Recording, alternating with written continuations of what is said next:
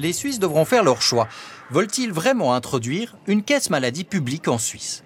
Aujourd'hui, chaque assuré choisit une prime adulte, jeune ou enfant, sélectionne un modèle d'assurance et enfin, une franchise. Une offre faite par chacune des assurances présentes dans le canton, et cela dans les 26 cantons suisses. Au total, 300 000 primes différentes sont sur le marché, réparties parmi une soixantaine d'assureurs.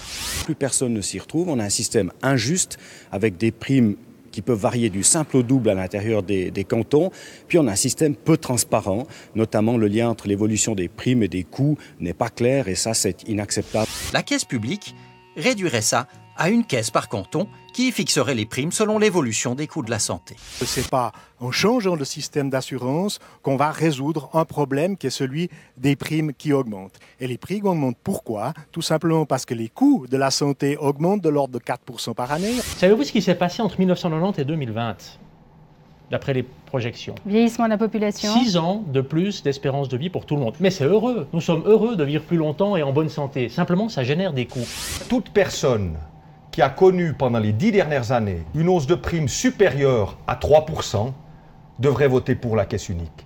Parce que c'est ça que nous garantit la caisse unique, c'est que les primes augmentent comme les coûts. Il n'y aura pas de représentants des caisses maladies dans les débats organisés par les médias nationaux. La publicité, le marketing, les conseils d'administration, les lobbies politiques, tout ça a un coût. Si on peut réduire cette facture-là, eh bien, c'est de l'argent qu'on pourra investir dans les soins et c'est l'essentiel d'un système de santé.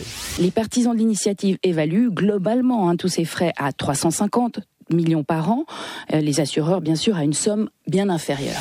Et d'un autre côté, il y a les coûts de transition vers cette fameuse caisse publique, le passage du privé au public. Là, les assureurs ont sorti une étude qui les évalue à 2 milliards de francs. On sait que s'il y a une caisse unique, toutes les personnes qui travaillent dans le cadre de l'assurance de base se verront licenciées. À peu près la moitié pourront retrouver un travail dans le cadre de la caisse unique. Les assureurs maladie sont accusés de pratiquer la chasse au bon risque, de profiter des informations qu'ils ont sur leurs clients de l'assurance de base pour ne proposer leurs assurances complémentaires qu'aux jeunes en bonne santé. Dernier argument, une caisse publique priverait le client d'une offre concurrente, alors qu'aujourd'hui, il peut choisir parmi des dizaines d'assureurs. Près de 500 000 assurés sont aux poursuites en raison du non-paiement de leurs primes et parmi eux, 55 000 n'ont plus aucun droit au remboursement de la part de leur caisse, sauf cas d'urgence bien sûr.